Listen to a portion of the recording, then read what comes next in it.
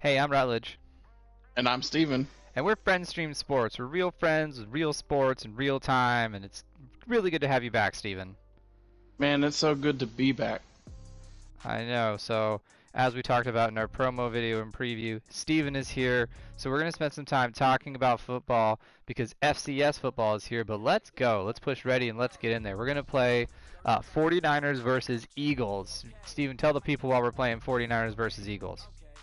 Because in honor of the whole FCS show kind of theme, we're going with two quarterbacks that started their college career or played their college career at an FCS school.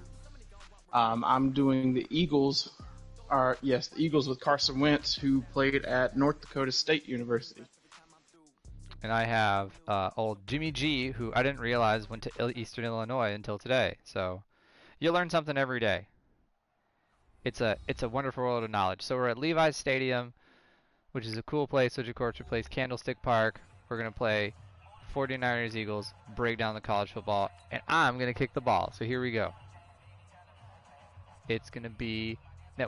What is that? What are you wearing? What is that? That is the I don't know. It said it was the 2007 alternate uniform Alternate for uniform to what? apparently Philadelphia, like powder blue and yellow. I don't know. I don't. I feel like this looks like a uniform. Ah, spin, run. It looks like a uniform that they took pictures of in black and white and they tried to restore and they just don't know what that is. Okay, so One of anyways, those like colorized. yeah, they colorized it. Look at the pictures of the 1920s that are colorized, and this is what we got. Well, either way, I'm gonna wear San Francisco's all black uniform, which is just as strange because that's not what they're built for. All right, so let's kick it off, Steven. We're talking FCS. We're going to talk everything, but this year's FCS season is different. So what are they doing different? Because normally it's in the fall, right? And they just elected to opt out. So how is it working for them now? So far so good as far as I know. Each conference is doing things a little bit differently. I know some conferences are playing like only a 6 game conference schedule, and then some are only playing like an 8 game conference schedule. Oh, when does the slant fail me? Oh, um, but another thing is some FCS schools actually did play a couple of games in the fall. So the selection committee, I guess, for the playoffs are going to actually take in consideration those games as well.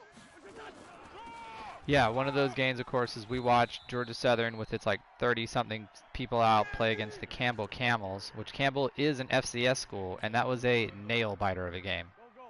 Oh man, yes it was. You were there. How was that? That was one of those where you just like, I really wish I would have stayed home.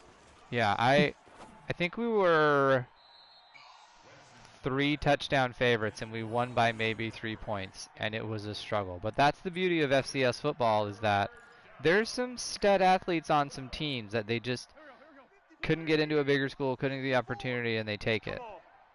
Um, I when you talk about conferences taking different games, there is pick that. There we go. There's the Patriot League. They're only playing 4 conference games altogether, where a conference like the SoCon, which has teams like the Citadel in it, is going to play 8 games. So, Steven, what do you think about in that this is a playoff group? What do you think about being compared to that some schools they're not all playing the same amount of games? Yeah, I'm not sure how I feel about that because that comes back to the Ohio State thing and like how how I felt when they got into the playoffs with only playing 3 or 4 games less than everyone else. It Right. FCS is a little bit different, I guess. The the quality of teams, I guess, are more even across the board. So perhaps you can make a better judgment with fewer games. Yeah, this year totally blew up with who was going to do what, because you're right, you did have the Ohio State, who didn't really play a full schedule, didn't really do very well, but then you had a Notre Dame who played a full schedule, did run undefeated, but they obviously in the playoff came up big time short, and a bunch of us were sitting there just not liking them going into the playoff. Hmm. It's big. Connor and I on this are just huge believers in the eye test. Is that how good do you look on paper versus other ones? And you bring up a good point that FCS schools are really good at the eye test because you're going to know who's good and who's not just by watching the film. Right. Another point with this the FCS playoff system in comparison to like the FBS is all the 10 conferences of FCS, the championship gets an auto bid to the playoffs. So the playoffs are going to be a 16-team playoff this year. That's already 10 spots filled. So really, they only have to really choose 6 teams. That's huge. I bet the Pac-12 wishes it had that. Right. Yeah. So they're gonna have that. When is the playoff this year? Did you see? Yeah, it's sometime in late April, early May. I think it's the last couple of weekends or the last weekend, first weekend, something like that. Yeah. So they're going to do that. They allow the playoff, and as Steve and I will talk about later in the show, when we were at Georgia Southern University together, you did have, you would sit there and stare at the 16 spot in the rankings and just hope that that was going to be you. I don't even understand how that happened. That doesn't happen in real football. For our podcast listeners, I threw a lob pass up there. My receiver goes up to get it and just somehow bounces off of him into the air. Madden for you. 2nd and 10.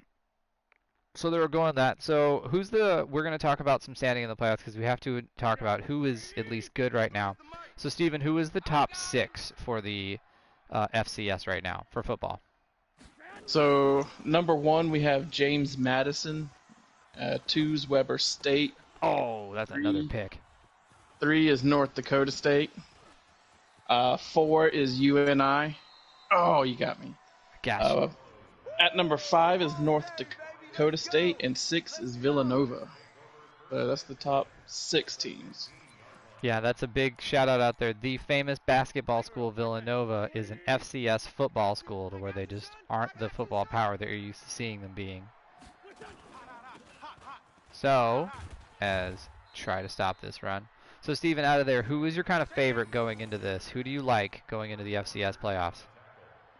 I really like James Madison. They've been a pretty consistent power for a long time.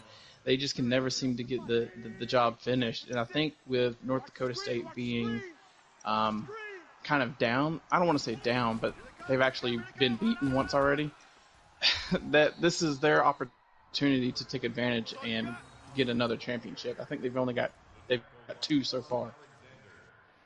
Yeah, I am actually going to still put my eggs into the North Dakota State basket in the sense of that because Trey Lance is such a highly regarded quarterback. And, oh, nice pass. Touchdown, Steven. I actually hit the wrong button. I wasn't even trying to throw to him. That makes me feel worse. That makes me feel a lot worse. Like, I've thrown 2 picks. You have a wrong button touchdown. And I haven't won a game on Friends Stream Sports in months to where, like, our last show, if you didn't catch it, wow. Wouldn't be Friends Stream Sports without missing the field goal. Our last show, if you didn't catch it, Connor and I were playing NBA 2K together of Suns-Lakers, and it had to be pretty down to the wire that I had to work for it to beat him, and Connor's beaten me in NBA 2K all the time, and he's just kind of giving takes and talking and doing everything and just giving me pure dunk face, so I don't like my odds here. I feel like for someone with a sports talk show on sports video games, I should be better at this. Well, I'm not that great at Madden either. That makes me feel worse. But I was just about to say, I think I am undefeated against you playing on the show. Yeah, that one night we didn't play together, I destroyed you. And did we push record? No, we sat there and didn't. When you played Connor, did you beat Connor or did he beat you? No, he beat me, I think, by like 2 touchdowns. Dang. Or something like that, but I know he beat me. Well, hopefully one day we'll make it better. But in regards to FCS, I'm actually going to go North Dakota State. They have been very much a dynasty, which we'll get into later, and I'm going to put them as my kind of pick in the sense of I don't want to call them the Alabama of the FCS, but they're very much, you shouldn't pick against them until they give you a reason to pick against them. And kind of like Right. Alabama, yes, they can lose, but I'm a big believer in college football. You can lose at the right time and still make a really big run. And like Alabama, they don't lose often though. They just lost last week, and that was the first time in 34 games. Do you remember who they lost to? Uh, Not off the top of my head. I don't either. Okay, catch this. That's the second pass Yeah. you missed. And actually, that was their second streak of 30 straight wins. They had a streak, I want to say around 2011, 2012, that ended at 32 or 33 games. They lost to Southern Illinois, That's right. which is a pretty capable football program for George Kittle. You got to catch those. Pretty capable football program for FCS. So anyways, FCS is going on. There's a lot happening. We're getting ready to transition out of this quarter. I'm feeling North Dakota State. You're feeling James Madison. Every league is kind of doing their own thing. It's going to be a big eye test, but that's where it's so funny that I've never remember having a conversation saying, "Oh man, the FCS rankings are just picked because of such and such." It's all about their athletic skill in that level and who's good and who has the recruits and who works with the system. Go, go, go, go, go, go. Bam. Touchdown to end the quarter. Tie ball game.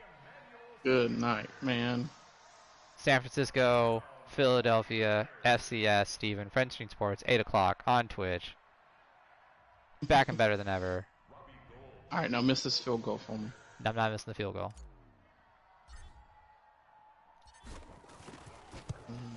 Nope, you sure got it. I got it. Listen, you don't understand. In this show, I'm more nervous kicking field goals than I was proposing to my wife because of how intense those are.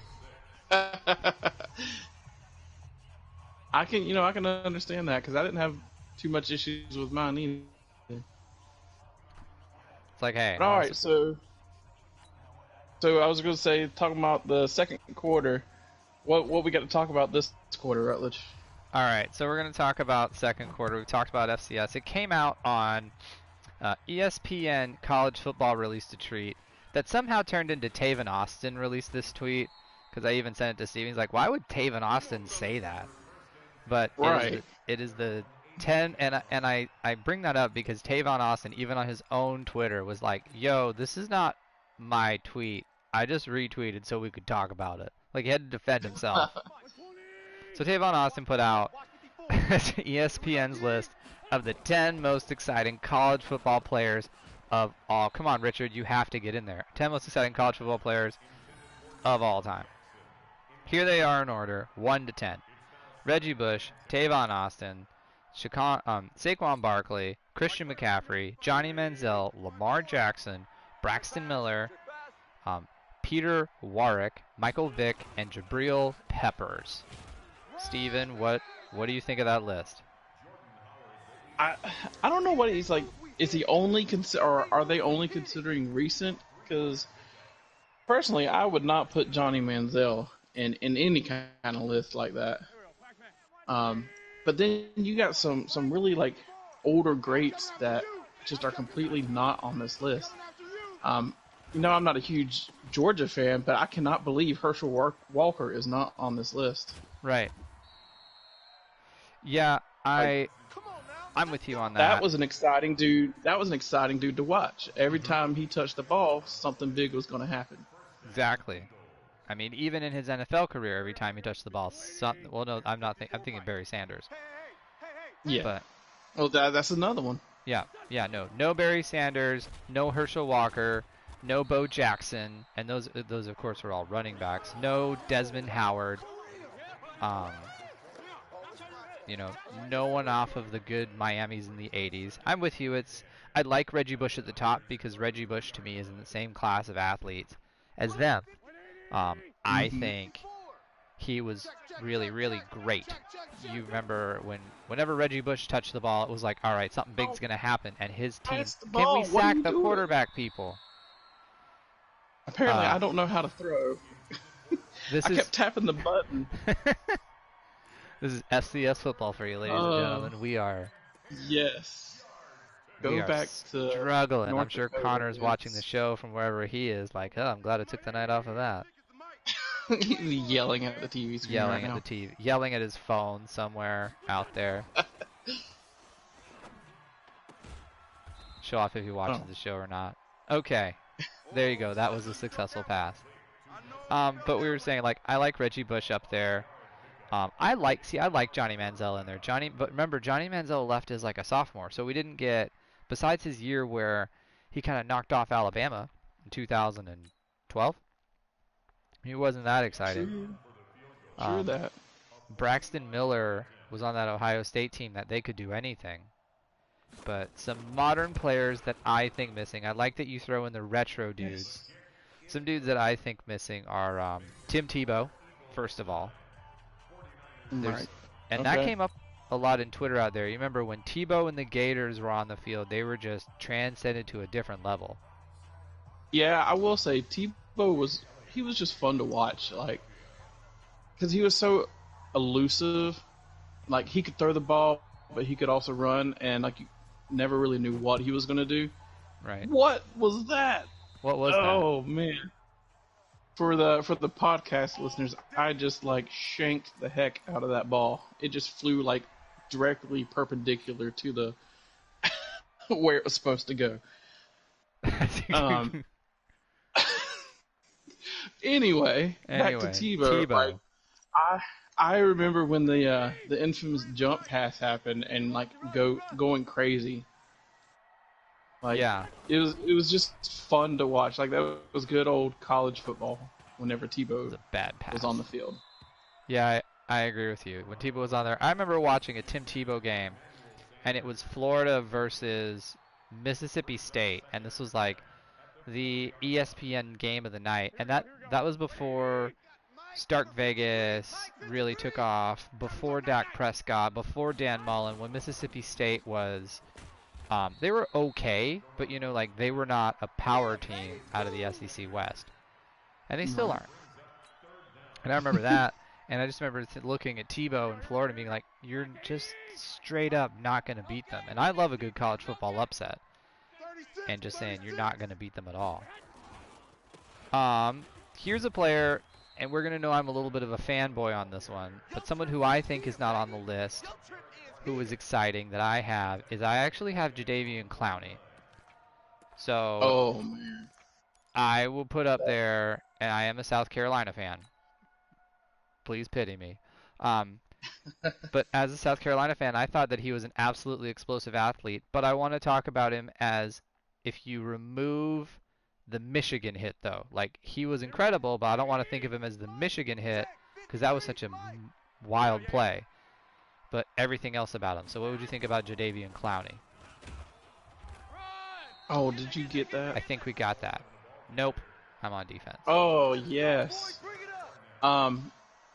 If you do take that Michigan hit out, I honestly can't think of anything else about him. But I wasn't a South Carolina fan like you were, so he wasn't really big on my radar. So what the big thing about Clowney was at least, or what happened, and especially when you're a defensive stud like a Jadeveon Clowney or an Ndamukong Suh, is that your teams are going to game plan their offensive line around you. So with Clowney, what happened, he was in his senior season a preseason Heisman favorite. And what eventually happened is teams, their base game plan was, okay, wherever 7 is, go the other way. And when you are a defensive end, if you're on the right and they hand it off left, you don't have that type of time to go make a play. Right.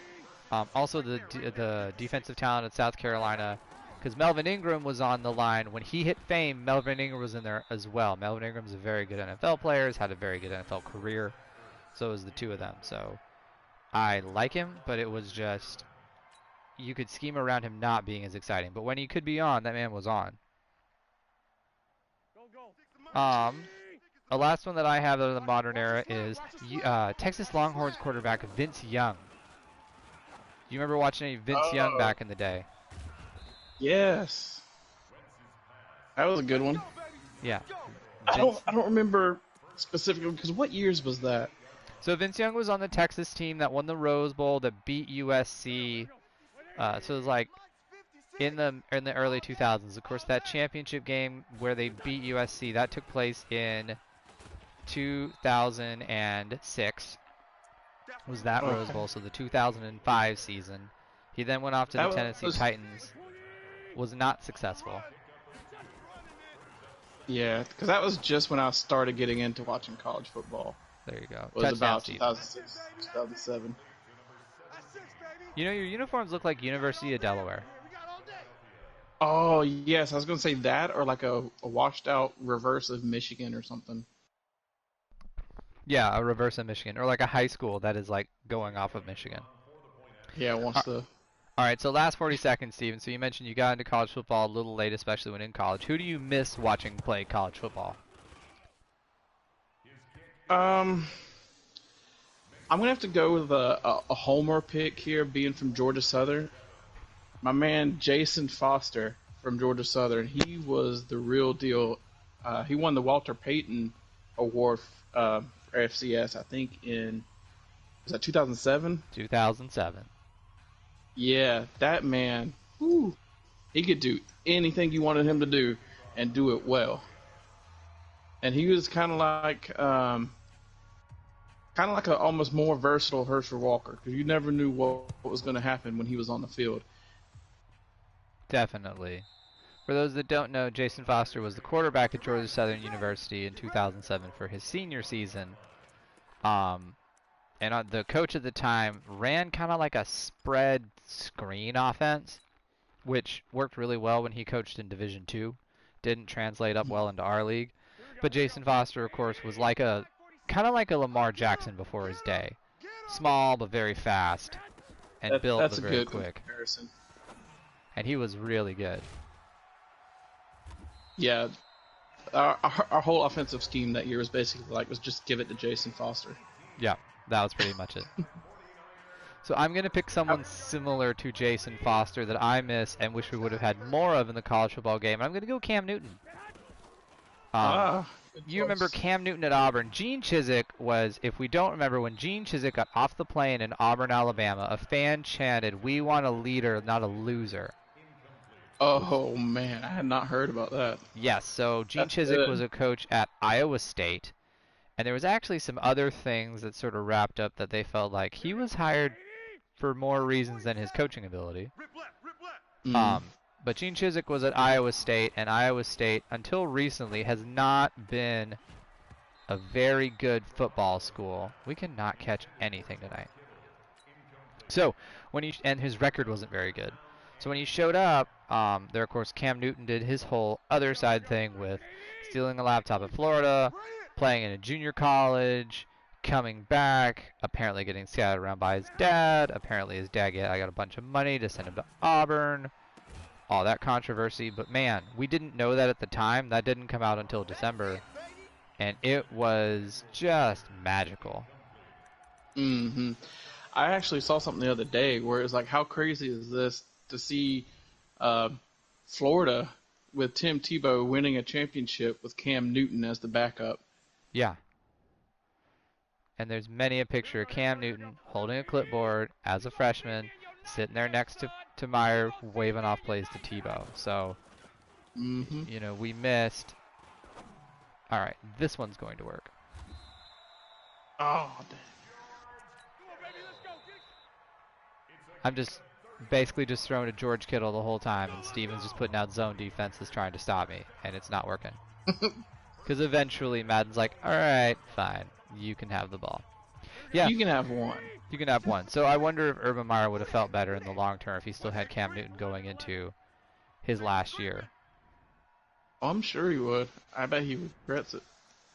Yeah, well, of course, Cam Newton did some things that he shouldn't have done, but that's for Yeah. another show. I mean, that's like, I don't want to say that's college football, but in essence, it kind of is. I mean, there's always going to be some kind of scandal, Yeah, that's whether it true. be players doing something or coaches doing something. How many times do you sit there and you watch, oh, look, like, such and such is good, and then Well, even Les Miles was in the news for being kind of naughty. Um, Bobby Petrino, when They he was were, at they were. Arkansas, did something very similar. It just pops up in the news that, hey, this is not going to make it. Nope. Had the distance. Rather tries a field goal. It is 16-7 going into halftime. Hot takes as we talk about college football. I want Cam Newton back. Steven wants to see Georgia Southern have Jason Foster back, who was a stud. We will kick and then we will pause to do our short halftime hot take as we continue our just casual chat about the football championship subdivision of college football. I wish I was better at kicking. Hey, look Oh, at that there was go. pretty. That That's was good. good. There we go. Let's see what the return looks like. Oh, And what are you this doing? is gonna make me take it. I was gonna knee it, but apparently, like the computer wants me to run it. Okay. Oh, there you go. Yeah, and then you just Anyway, like you ran back in the end zone like someone that forgot their keys. Wait, my they keys. forgot the triple pat. My completion percentage is 37.5. Whew. Yeah, I believe it. I don't believe it. You're real bad at this, Rutledge. Thanks. That's what friends are for. All right, sports show. So here, by the way, shout out to all of our viewers that are out there. If you're one of our casual friends of the show, uh, dump us in there and give us a shout out in the comments. We appreciate you coming out to check us out. So, sports show, halftime hot take, Steven.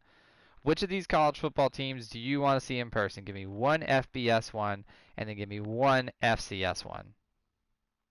Okay, so my answer is gonna be a little different for the FBS because it's not exactly one team that I want to see. I mean, I guess in a way it is. I want to go see the Army Navy game. I'm more of a fan of Army than I am Navy, I think.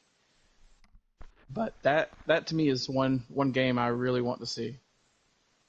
That would be huge. What's your FCS team you want to see? Uh, this one's kind of hard because with Georgia Southern not being in FCS anymore, I don't really keep up with it a whole lot. But I can remember um, Eastern Washington always seemed really interesting to me. Uh, they're also the Eagles, and they have that blood red turf. Yeah, they do. I thought it'd be really cool to see them play there on that red turf. What's it like to be sitting at red turf in Washington in the fall? I'll tell you what it's like. Cold. Cold, possibly rainy. Cold, possibly rainy, possibly colder. But still, Army Navy game, we've always talked about the Army Navy game, going and seeing that. That would be awesome. Eastern Washington, I agree. The red field. I'll go with mine. Um, a team I kind of want to see in person is actually the Texas Longhorns. If I could pick a game in specific like you, I would want to go to the Oklahoma Texas game at the Texas State Fair. Um, Oh, that'd be a good one. why Texas? So as I've said many times before, I'm from Canada, so I got into college football late in high school doing the Vince Young days, and I'm really want to get into and visiting. I fell in love with Texas as a football team then, and I think it'd be really Mm. cool to go see a program that is just so big and such a big deal to an entire state. And the state of Texas takes their sports very serious. So I think it'd be Hmm. neat to be there in Austin on game day. I know if Connor was here, he would say his equivalent would probably be Texas A&M because Connor likes Texas A&M more than Texas. My FCS game that I'd want to go to, if it's a game, it would be the Harvard Yale game. But if I had to pick a team, it would be Yale. So I guess I would go to the Harvard Yale game. But that is just Oh, simply that's a called good choice. the game. And in the infancy of college football, Harvard and Yale are like those early 1900 championship teams, and Yale has a lot of championships attached to them. So to go to an Ivy League school and go to a football game to where it's not going to be your Southern football experience that you and I are used to with all the things you see there. It's a different experience. You're in a different atmosphere. How rowdy do they get? What's the tailgating scene like? What do they take the game like? Because there's a shot that when you go to the Yale game, you are the dumbest person in the building. I'm sure I would be. So, what is it like for someone to come up and from a man who lives in Florida, from a Florida man to show up at a Yale game? So those are kind of the teams I would want to see, Yeah, that's a very good one. Like, I'd be interested to go see that one too, right? because like you mentioned, like that's the roots of American football as we know it, right there, Yale and Harvard. Yeah, definitely. There was even like it even came up in The Simpsons, the Yale Harvard game, and I think Mr. Burns went to Yale. All right, I think so too. I'm not excited for the second half with how I'm playing, but here we go. All right. Okay. All right, Steven. So I kind of want to. We're gonna take the third quarter, and whenever you're ready, jump back in. Uh, Oh, I'm sorry. you got to push X2. Okay, it's fine. This defense used to be good. Um, we're gonna take the third quarter, and we're just gonna kind of talk about what it's like to be an FCS fan and wake up on a Saturday and like be jazzed about going to an FCS football game. So, because college football, it's very much turned into the spectacle. It makes 18 to 22-year-old kids kind of celebrities. It's sort of it's a different feel, but then there's the FCS thing to where, you might not recognize some of the players off the team walking down campus um, at your school because they're not blasted everywhere like celebrities. They're not like a Johnny Manziel who probably, has more money than anything. They're smaller school kids going to a program where they could advance to the NFL, but most likely won't. So, Steven, what's it like to be an FCS fan and go and experience FCS game day? It's a very different experience, I think. Um, with college football, it's all about the pageantry is what the buzzword is for this. You really don't feel it quite as much unless you're at like one of these smaller schools where all the people there love the school. You don't get these what we call the Walmart fans very often when it comes to these smaller FCS schools. So everyone there is all in. Like it is crazy hyped at these FCS games. Yeah, you definitely know that when someone's taking a Saturday to be a season ticket holder at like a smaller school, or they're there because they want to be there. They love the team. They're not there for any other reason but just there for the team. I liked our school a lot. For those that don't know, Georgia Southern University, especially when we were there, was the one of the most winningest FCS championship programs of all time. We had our stadium held around 18,000 people until it got expanded, and we had won championships early in our program. And I'll admit it, we were rude. We were a horrible fan base. If you came to Statesboro, it was not a good afternoon. Yes, we were notorious for the power of Paulson is what we call it. Yeah, which Paulson Stadium is fairly loud because of how it's built and the people in it. But then also the fan base is intense. I remember when Steven and I were in Southern Pride Marching Band together, which is where we met. Um, I think, was it App State came to town or who was it? But there was one team and they had a backup tight end with the number 81. And he was just and he was being a backup, right? He's on the bench.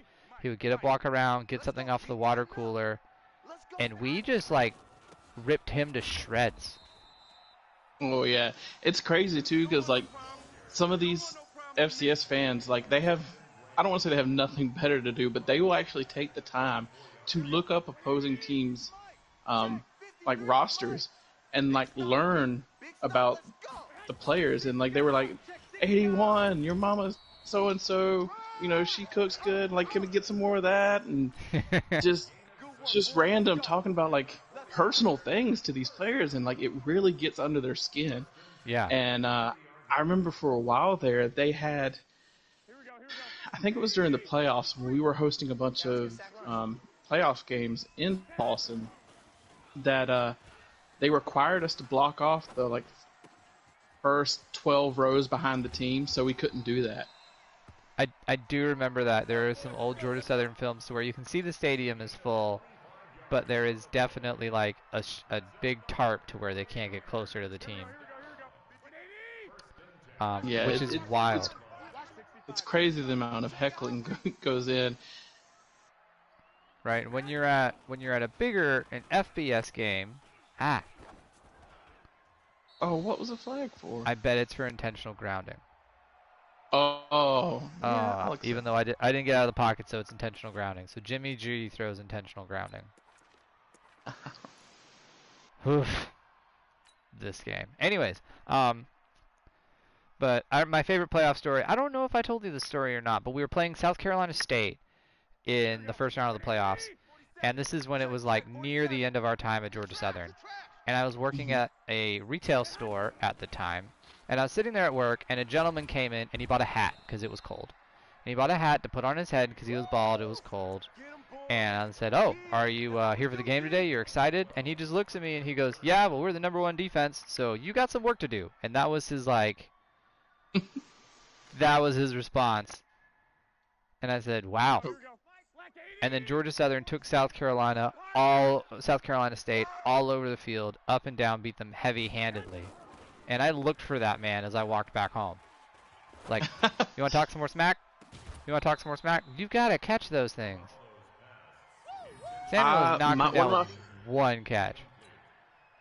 my favorite playoff memories is a playoff game. I think it was 2010 at Wofford, and holy crap, there were so many Georgia Southern fans because Wofford is a small college in Spartanburg, South Carolina. Um, I think they averaged maybe 10,000 fans a game. And we roll up there in this playoff game. We took over. We filled their entire visitor stand, and I actually ended up on the home side because we actually spilled over and filled two of their home side sections.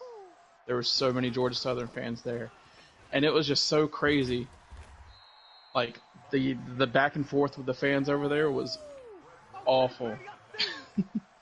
Yeah, I do remember we walked out of a Wofford game one year, and the one of the people said, Georgia Southern, they're covered in diseases. And my wife really got the temptation. She just wanted to walk up and lick the person just to mess with him. Should have been like diseases and championship rings. Diseases and rings. All right, so as that goes, so you're an FCS school, but then we transitioned to FBS. So what was that like for you, Stephen? How did you feel about the whole transition? It was interesting process because in a way you basically don't have much to play for 2 years because as you're still in the FCS, you're not eligible for the playoffs in your last year in FCS. So our last year was in 2013. So really, our like championship game actually ended up being one of my favorite games of all time. Georgia Southern when we went to Gainesville and beat the Florida Gators, and that was kind of all we had to hang our hat on for that season because of the transition. And in the second year of transition, you're considered an FBS member, but you're still not eligible for the postseason. And normally, you're not even eligible for your conference championship, and that's usually left up to the conference. And luckily, in our instance, the Sun Belt allowed us to play for the championship, the conference championship, our first year in. And thank goodness, because Georgia Southern decided to go back to its roots and run the table and win the championship in its first year as a Sun Belt Conference member. Yeah, we did. That was pretty awesome. I like the transition of it. I say it's all culminated to now, where Georgia Southern played in my dream game, which is watching them play in the R&L Carriers Bowl in New Orleans, Louisiana, which I think it was weird. Just gonna let you run that in. So, how is the New Orleans Bowl your favorite? I just think it's so cool to have, because this is when we were in schools watching the game. I knew the Sun Belt was going to be our kind of conference, so that was where our brand would best fit. And I love the idea. First of all, New Orleans is an amazing town. Very much said on this show all the time. Um, Mm. Huge fan. But I think it's just really cool. Did you really get that? Ah, I got the 2 points on me. Yes. It is 24-7. I hurt. Anyways, NOLA is just an amazing place, and it's the concept that you get to go and play in the Superdome, and you get to travel to support your team to a town that's a lot of fun to go to. And I just thought it was just so neat to be a part of a conference that get to go to that game. So it just sort of felt like dreams come true for me to go. And I didn't go to the game, but to see my team be in line to go to that game. So I did go to the New Orleans Bowl this past December. And Man, you were right. It's amazing. But the only downside is of course, it was during the whole COVID pandemic year thing. So it was weird seeing basically New Orleans almost completely shut down. Like wow. after the game, we went and walked down Bourbon Street, and there might have been 100, 200 people spread out across all of Bourbon Street. Wow. Yeah.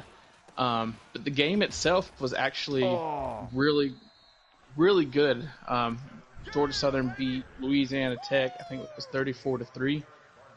Like, awesome game, never in question. But it was like, I want to go back because that, like you said, the Dome is awesome. New Orleans was awesome. I just wish I could have seen it, in its prime.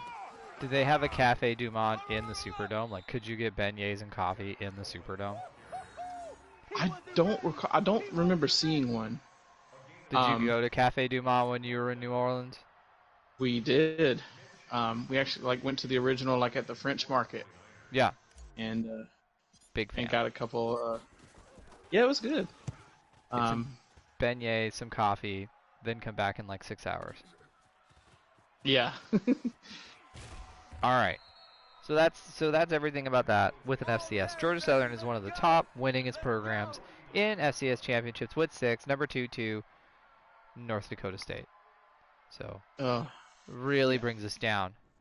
But speaking of championships, as we're in the last bit of our show here, in the show that will never end for my losing, I want to talk about NASCAR. So we here at French Stream Sports are hosting our Fantasy NASCAR League, the quest to the Golden Jorts.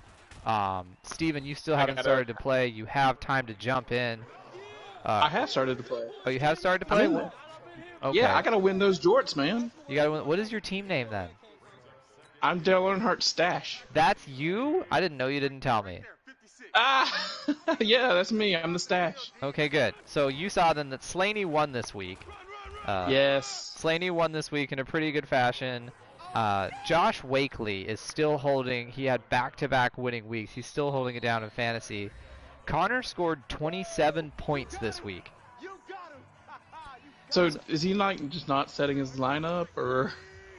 So Connor said, I didn't have time, and he said, I'm going to, because for all those out there, Fantasy NASCAR is becoming, someone tackle him. Fantasy NASCAR is becoming one of my favorite sports in that you can only use one dude 10 times. So Connor basically gave this a burner week, but in my opinion, it's too early in the season to be shuffling in guys you don't want to use. So he got killed. But speaking of us in our league, NASCAR is different this year. So who's winning right now, Steven? Flip a coin, because it's been different every week, and it's someone completely unpredicted. Matthew McDowell won the 500, which I was watching I was talking to my buddy Randy, and he was screaming because he can't believe McDowell has been around for a long time, and this is his first real big win. And then we got Christopher Bell. I think he won the road course at Daytona. Mm-hmm. But he's a newcomer. He's kind of a rookie, I believe. And I'm going to be honest, I haven't really been I haven't watched NASCAR in quite a while, so I honestly don't know if he's a rookie or not. It was the first win for him, too. He looks like a really young guy. He's just starting out in his career, and that's got to be a big win to start your career out. Let's see, and then next we had, was it Kyle Larson won that last one? William Byron, and then Kyle Larson won last week. Byron, so big with that. Yes. There is no on that list. Kevin Harvick, Joey Logano, Kyle Busch, Kurt Busch, none of those. Yeah, so who you normally would see, you're not seeing right now, and so it's kind of, when are they going to get in there? It's all due in time, but apparently this is not my time as I got skunked here. So in NASCAR, the top point standing is, of course, Denny Hamlin, Brad Keselowski, Kyle Larson, Chase Elliott, and Christopher Bell. We're going to see how the season unfolds because if you win a race, you can get into the NASCAR playoff. So it's made it kind of different. But now, So Steve, I was just about to ask go you, ahead. is that a normal thing? If you win, you're in? That is different for NASCAR in that they brought the playoff in after they had what they called the chase, or before it used to be performance all year. Then they brought the playoff in to make the end of the year more interesting. So it's very much you win, you're in. So there has been people, most 4 out of the 5 drivers that are guaranteed wins in the playoff were not even playoff contenders or close last year. And So, the playoff is, they're only keeping it to a certain amount, correct? 16 teams. So 16 teams or like drivers, individual 16 drivers. Okay. That makes sense. So yeah, so it'll be different. It's a good season to watch. It's a really good season for the sport. I'm excited. Their next races are Phoenix is this weekend, then there's Atlanta, and then they go to Bristol, which is so cool because it's a dirt track race. And I am so excited for this Bristol race this year. I am hyped about it because in dirt track racing, if you've never raced on dirt before, you turn left, but then you immediately turn right for the rest of the time, or else you're going around in a circle. So, and Bristol is already a tiny enough track as it is. It's going to be incredible. Yes. I was like, Bristol is always my favorite because it is so small, and you get, 40 cars on there, and it's a mess. It's a madhouse. And then you add in the almost the unknown factor of dirt on the track. It's going to be a fun one to watch. I can assure that. I definitely agree. I cannot wait for Bristol on the dirt track. They've been pictures on the internet of it. It looks amazing. It's going to be so much fun. Yeah, I'm really interested to see because this is the first time like actual NASCAR has been on a dirt track, so it'll be interesting to see how they handle on that sort of thing. It will. It's going to be huge. Well, as that goes, it's now for the huge time where we're going to do our picks for the week, Steven. So we're going to pick a NASCAR race, and then we're going to pick 2 FCS games to kind of close out the week. So I'm going to start it off with who's our Instacart 500 Phoenix Raceway pole winner for qualifying. I am going to take Kyle Busch. He usually does very well at Phoenix. Kyle is usually very dominant, so I think this is going to be his time to turn it around. Who do you think could take the pole in Phoenix? I'm going to go with Kevin Harvick. Just kind of doing some research earlier. It seems he always does very well at Phoenix. I think his usual finish or average finishes in the top 10. I think he's had the pole 4 times or something like that at Phoenix. So he seems pretty regular. So that's who I'm going to go with. All right. Next, we're going to pick this next FCS game is Richmond. It's playing number 1 James Madison. Who are you taking? Obviously, I got to go with number 1 James Madison. I know Richmond is usually pretty good, but I just don't think they're going to be able to handle the Dukes of James Madison. I'm going to take the Richmond Spiders with the upset. They do have a fairly consistent program, and I think it will really mix things up for the FCS. All right, and our last pick for the day is a good old down south game. It is the school of 2 big towns, but with small teams. Number 18 Charleston Southern versus number 9 Kennesaw State. Who do you have? I'm going to go with Kennesaw State. I believe the Owls because they run an option style offense as well, that it's pretty hard to handle. And Charleston Southern is they're decent, but I don't think they're historically as good as a lot of teams that are usually in the playoffs. I agree with you. I'm also going to take Kennesaw State. They are newer to the college football scene, as a lot of football is being added in the state of Georgia in the college level, but they have come out strong all the time. So I'm going Kennesaw State as well. Awesome. All right, everyone. Well, that is our show. Steven, do you want to say anything before we sign off for the night to the people? It's been great being here again. Thanks for listening, and I hope to be on again soon. Absolutely. It's always a blast to have you. It was not good to be beaten 24-7. That hurts a lot. I know Connor will rub that in my face later. But as that goes, I'm Rutledge, And I'm Steven. and have a great night.